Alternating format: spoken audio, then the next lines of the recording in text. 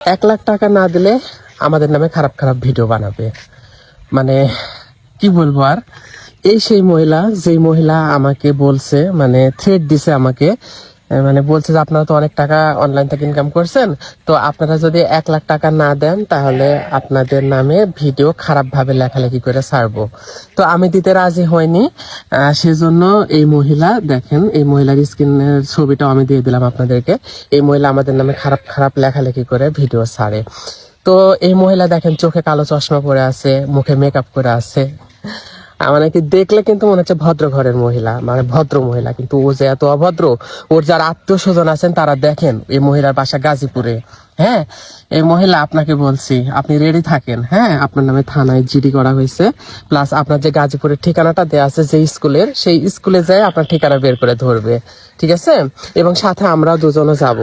আপনি কি মনে করছেন আপনাকে দেখে আমরা ভয় করব? তো যারা এই মহিলার আত্মীয় স্বজন আছেন তারা দেখেন এই মহিলার আসল রূপটা কি। তো 1 লাখ টাকা কি গাছে ধরে? ও চাবে আর অগ্নি বম নিয়ে, আপনারাই বলেন।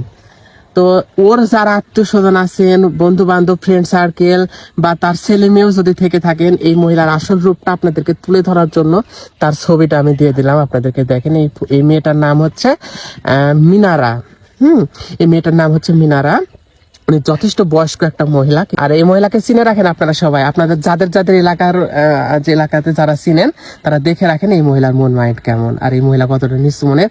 আর ও একটা সন্ত্রাস, এই মহিলা একটা সন্ত্রাস। এরকম করে অনেক ব্লগারকে ও বলছে যে যদি টাকা না দিই তাদের নামে ভিডিও বানাবে, যেমন আমাদেরকে বলছে, আরো বেশ কয়েকজনকে বলছে, বলে এইভাবে টাকা নেওয়ার জন্য হুমকি দিচ্ছে।